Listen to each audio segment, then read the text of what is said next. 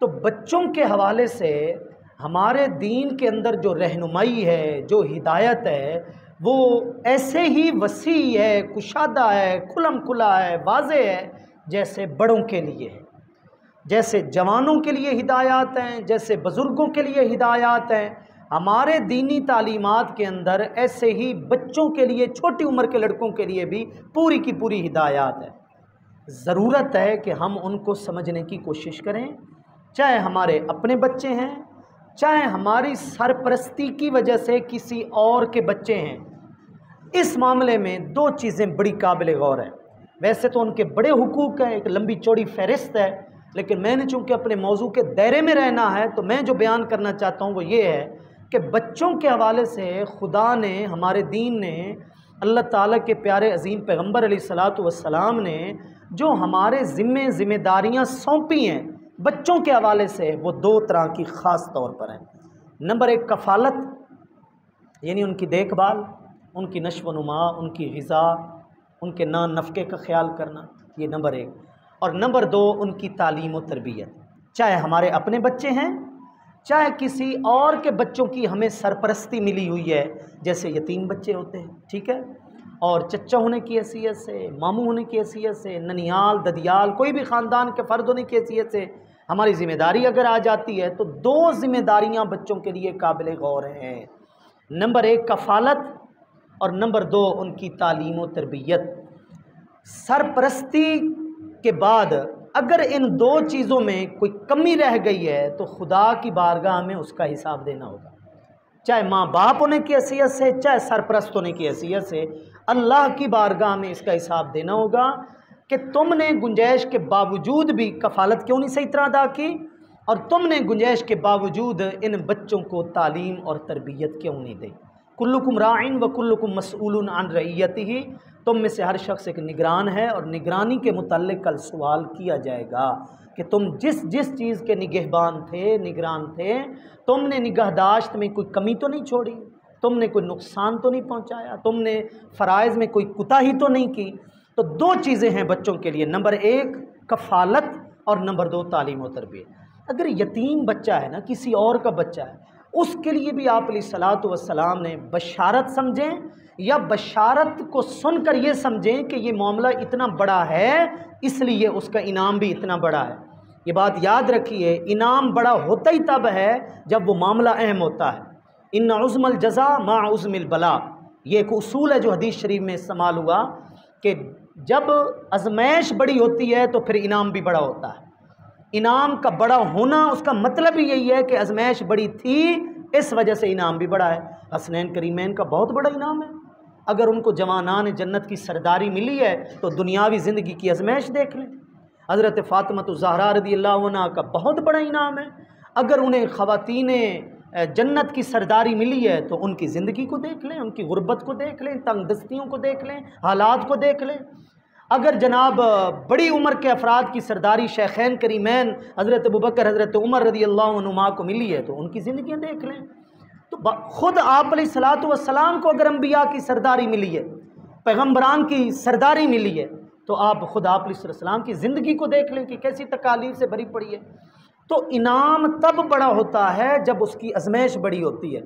اب یتیم کی سرپرستی کرنے والے حضرات، صحیح معنوں میں ان کی تربیت کا خیال رکھنے والے حضرات، ان کے لیے اور کون سا انعام چاہیے جو آپ علیہ السلام نے فرمایا، اس سے بڑھ کر تو اور کوئی انعام ہی نہیں ہے۔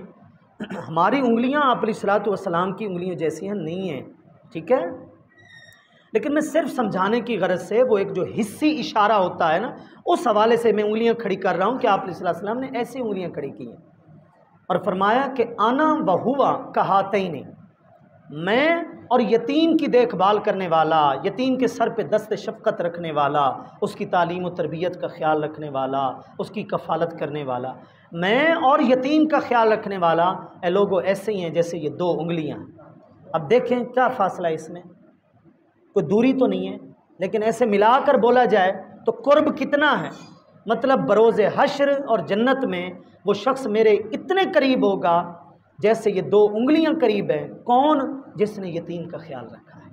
تو یہ اپنے بچے کی تو بات نہیں ہو رہی، یہ کسی اور کے بچے کی بات ہو رہی۔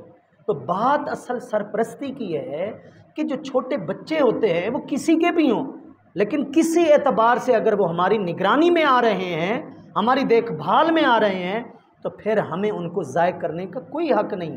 ہمیں پھر ان کا خیال رکھنا ہے، ہمیں پھر ان کے حقوق ادا کرنے ہیں.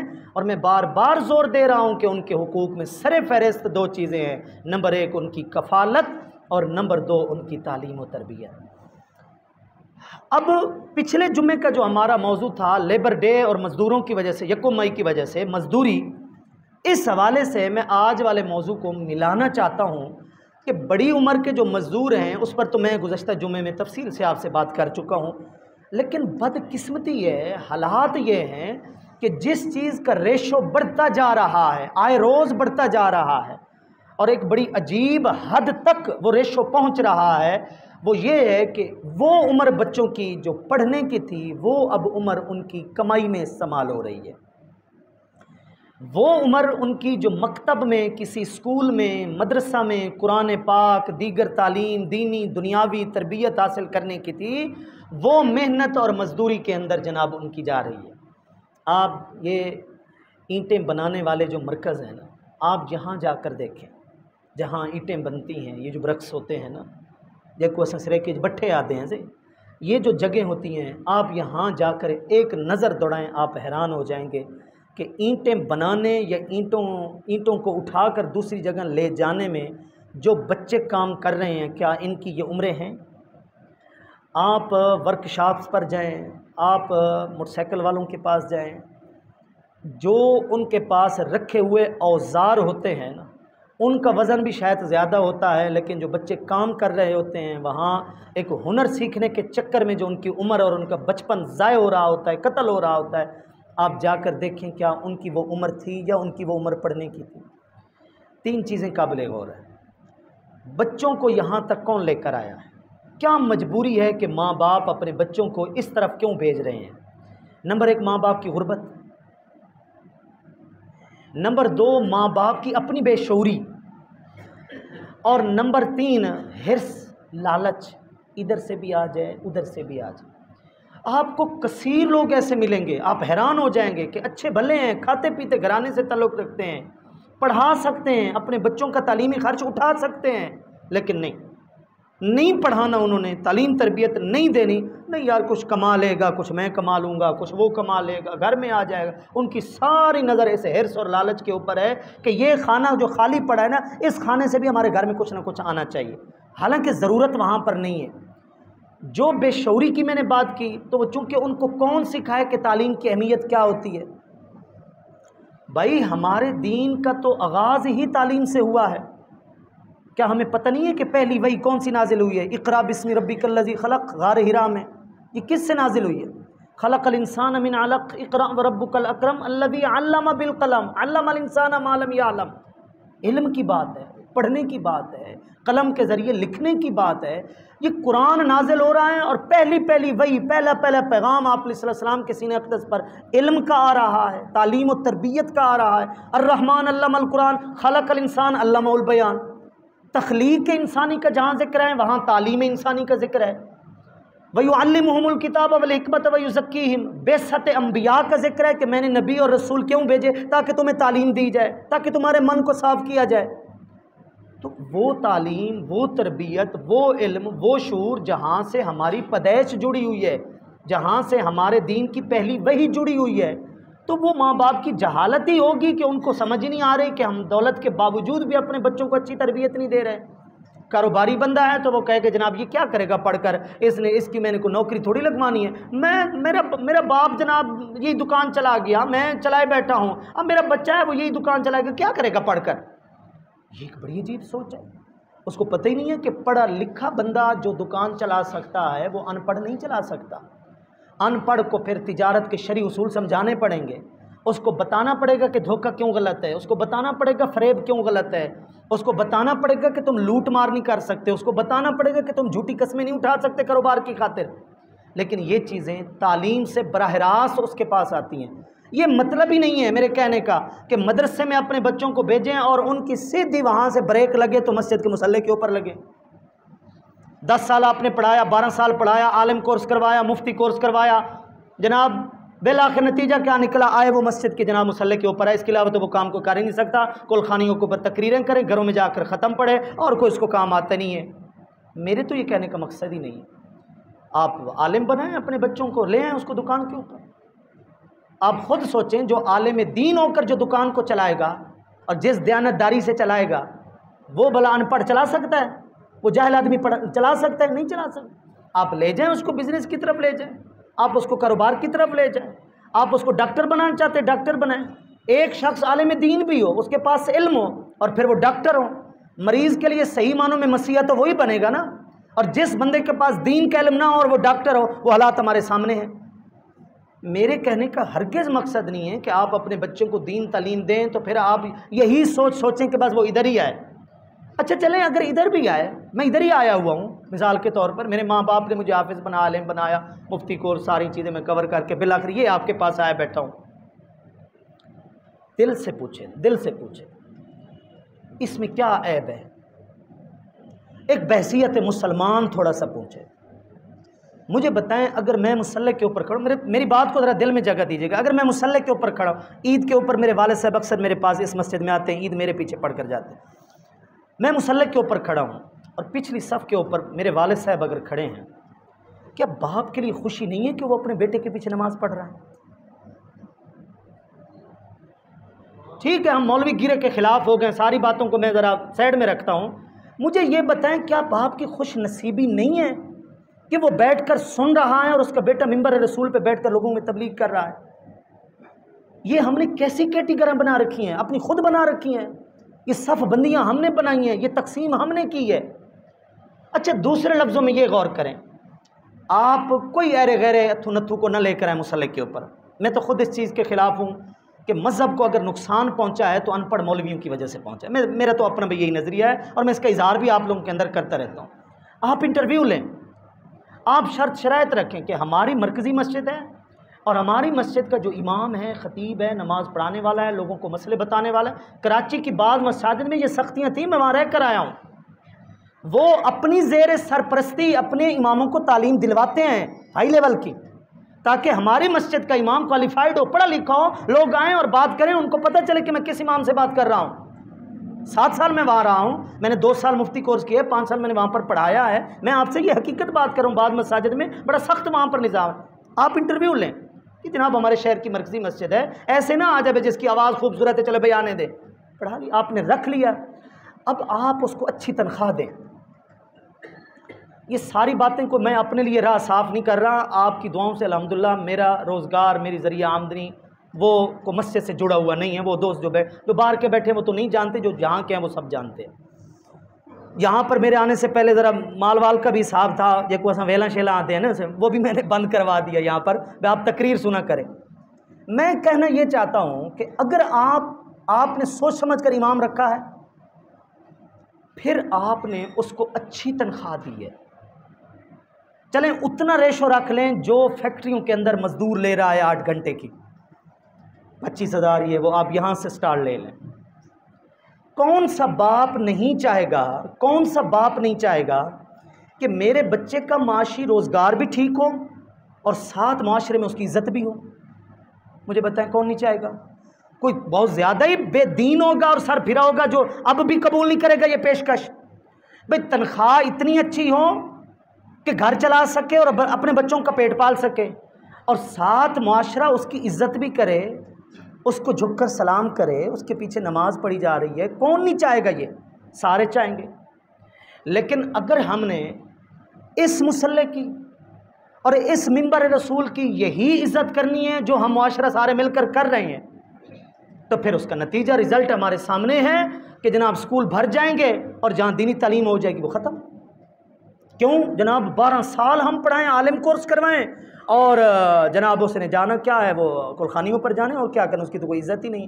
وہ عزت ہم نے خراب کی ہے، اس نے تو بیچارے نے وہ علم حاصل کیا جس میں عزت ہی عزت ہے، جس علم کو آپ علیہ السلام میراث انبیاء کہیں، اور فرمائیں ان العلماء ورثۃ الانبیاء، کہ یہ جو علماء ہیں یہ ہمارے وارث ہیں، انبیاء کے وارث ہیں۔ تو عزت اگر اس علم میں نہیں ہے تو کیا پھر ریاضی میں ہے، انگلش میں ہے؟ بھلے میں وہ اسکول چلا رہا ہوں جو انگلش میڈیم ہے، اس میں انگلش ریاضی بھی پڑھائی جا رہی ہے، میں اس سے انکار نہیں کر رہا، لیکن میں ایک سوچ کی بات کر رہا ہوں کہ ہم نے عزت کی کیوں کیٹیگری بنا رکھی ہے؟ جو سوٹڈ بوٹڈ ہو، جس کے کپڑے اچھے ہوں، جس نے جناب کوئی برانڈڈ چیزیں پہنی ہوئی ہوں، آنکھیں پھاڑ پھاڑ کے ہم دیکھیں گے یہ جناب کو بڑا بندہ جا رہا ہے، اور جو سادے لباس میں ہے اس کے سر پہ اوپر امامہ ہے، سر کے اوپر کوئی کپڑا ہے، یا اس نے سنت رسول رکھی ہوئی ہے، یا اس مسجد کسی مسجد کا وہ امام ہے، اخلاق بھی اس کا اچھا ہے، دیانت دار بھی ہے، آداب گفتگو بھی ہیں، چھوٹے سے شفقت سے پیش آتا ہے، بڑوں کا ادب و احترام بھی کرتا ہے، اس کی طرف ہم نے نظر نہیں اٹھانی جناب یہ تو معاشرے کے گئے گزرے لوگ ہیں۔ یہ سوچ کس نے ہمیں دی ہے؟ اچھا، اس سلسلے میں میں ایک ایمانی بات آپ سے کہنے لگا، جس کی تصدیق حالات نہ بھی کریں تو ہمارا ایمان ضرور کرتا ہے۔ ایم پی اے کی سیٹ پر اٹھنے والا شخص، ایم پی اے کی سیٹ سے الیکشن لڑنے والا شخص میرے سے رابطہ کرتا ہے اور کہتے ہیں استاد جی میرا شوق ہے کہ میں اپنے بچے کو حافظ قرآن بناؤں، مجھے ایسی جگہ دیں جہاں صاف ستھرا ماحول ہو، ایسی جگہ بتائیں، ایسے ادارہ بتائیں جہاں اٹھنا بیٹھنا کھانا پینا یہ اچھا ہو، عام ایسے جیسے ماحول چل رہے ہیں مدرسوں کے یہ نہ ہو۔ اور یہ کہنے کے لیے اس نے میرے سے ٹائم لیا اور گھر آیا، اور گھر میں آ کر اس نے اپنے دل کا یہ اظہار پیش کیا۔ آپ یقین کیجئے میں سوچتا رہ گیا کہ جن لوگوں کو ہم خالص دنیا دار سمجھتے ہیں نا، خالص دنیا دار پکے سیاسی لوگوں کے اوپر تو ہم مولوی نے ٹھپے لگا رکھے بھئی یہ مسلمان ہی نہیں ہے، اللہ تعالیٰ معاف کرے، یہ ہمارے حالات ہیں۔ جن کو ہم خالص دنیا دار سمجھتے ہیں، یار ایمانی رگ تو ان کی بھی پھڑکتی ہے، دل تو ان کا بھی کرتا ہے کہ ہمارے بچے حافظ قرآن ہوں۔ اس سے بڑی بات، میرے جاننے والوں میں ایک ماسٹر صاحب ہیں، مولوی گیرے کے بہت خلاف ہیں، ان سے گفتگو میں پتہ چلتا ہے کہ وہ بلا کی نفرت دل میں لیے ہوئے مولویوں کے لیے، لیکن پھر بھی وہ مجھے کہتے ہیں کہ میرا دل کرتا ہے تراویح میں کھڑے ہو کر میرا بیٹا قرآن پڑھے اور میں پیچھے کھڑے ہو کر اس کا قرآن سنوں۔ یہ جو گفتگو ہے یہ ایک سوچ ہے جو معاشرے کی ہے، جو ہمارے سامنے آتی ہے کہ بھلے کوئی شخص جتنا بھی دنیا دار ہو، ایک بحیثیت مسلمان اس کے دل کی حسرت ضرور ہے کہ میرے بچے کے اندر دین کا وہ کام ضرور ہو جس کی دنیا اور آخرت میں عزت ہے۔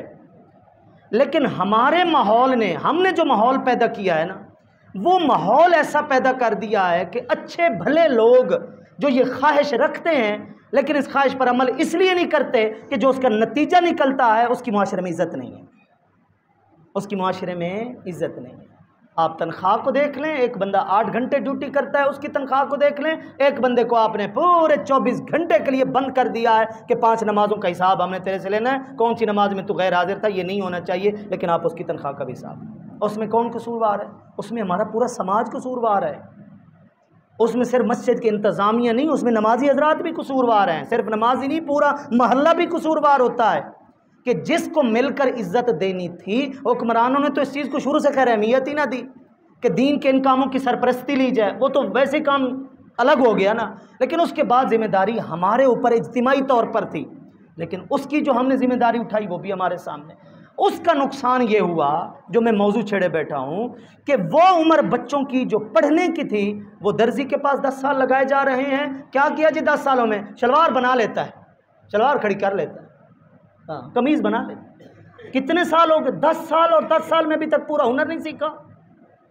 وہ سکھانے والا ہو 10 سال میں 10 ہنر سیکھ سکتا ہے یار۔ آٹو ورک شاپ کے اوپر جائیں، نابالغ بچے ہوتے ہیں، چھوٹے چھوٹے آتے ہیں، بالغ ہو جاتے ہیں، داڑیاں نکل آتی ہیں، مونچھیں نکل آتی ہیں، لیکن ابھی تک وہ استاد کی بارگاہ سے چھٹی اس کو نہیں مل رہی ہوتی کہ کہیں اس کو چھٹی ملی اور اس نے برابر میں دکان کھول لی تو پھر میری روزی کا کیا ہوگا۔ ملکوں کے گھر میں جائیں، چودھری حضرات کے گھر میں جائیں، وہ ماسی ایک تھی، پھر اس کی آگے بیٹی آئی، پھر اس کی آگے اولاد۔ اگر ہم نے ان کو پڑھا دیا تو پھر ہمارے گھر کی نوکری کون کرے گا؟ یہ کیا ہے؟ اس میں کون قصوروار ہے؟ وہ عمر جو بچوں کی، اور ہمیں پتہ ہے کہ یار یہ کام کرنے والے ہیں، یہ نسل در نسل وفادار لوگ ہیں، ہمارے گھر میں کام کر رہے ہیں، کسی ایک بچے کی ذمہ داری اٹھا لیں، کہ یہ جو آپ کے بچے ہیں رول رہے ہیں سڑکوں کے اوپر، یہ ان میں سے ایک بچہ ہے، یہ مجھے دے دیں، میں اسکول پڑھاتا ہوں، میں ادارے سے تعلیم دلواتا ہوں، اس کے اندر کوئی شعور آ جائے گا۔ لیکن ہم نے گنجائش کے باوجود ہمارے بچے ملتان میں جائیں گے، مہنگے ہم نے ماہانہ کرائے الگ دینے ہیں، اسکولوں کی فیسیں الگ دینی ہیں، لیکن گھروں میں کام کرنے والے نوکروں کی کسی ایک بیٹے کی بچی کی ہم نے تعلیم کی تربیت نہیں دینی۔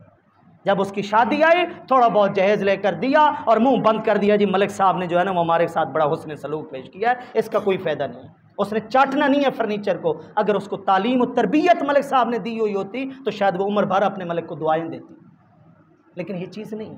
اب اس کا جو نفسیاتی اثر ہوا وہ اب آپ اس حدیث کی طرف جائیں جو میں حدیث آپ کو سنانے لگا ہوں۔ آپ علیہ السلام نے فرمایا لا تکفل الصغیر الکسب فإنه اذا لم یجد سرق۔ اس کا ترجمہ ذرا سنیے، چھوٹے بچے کو کمائی کی طرف نہ لے کر آؤ، چھوٹے بچے کو کمائی کی طرف نہ لے آؤ۔ کیوں؟ جب اسے کمائی نہیں ملے گی سرقہ تو پھر وہ چوری کرے گا۔ اب دیکھ لیجیے، گلے پر ہاتھ مارنے والے سب سے زیادہ وہی مزدور بچے ہوتے ہیں جو دکانوں پر کام کر رہے ہوتے ہیں۔ دکان کے مالک کو سب سے زیادہ خطرہ اگر ہوتا ہے، وہ کیمرے لگائے بیٹھے تو اپنے انہی مزدوروں کی وجہ سے لگایا بیٹھے کہ کہیں میں آگے پیچھے ہوں اور یہ کوئی چوری نہ کر لے۔ یہ نوبت کیوں آئی؟ کیونکہ جو شعور بانٹنے کی ان کی عمر تھی اس وقت میں ہم نے ان کی اوقات سے بھی زیادہ کام لیا ہے۔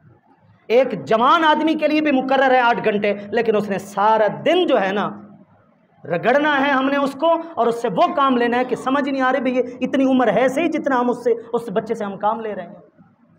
تو میں آپ سے درخواست کروں گا، میں نے پچھلے جمعے مزدور کے اوپر بات کی اور اس جمعے کے اوپر چھوٹی عمر کے بچے جو مزدوریاں ہماری دکانوں پر گھروں میں کرتے ہیں ان کے اوپر، کیونکہ ہماری سرپرستی میں اگر وہ آ گئے ہیں تو پھر ہماری اخلاقی ذمہ داری ہے ان کو کچھ نہ کچھ تعلیم دلوائیں۔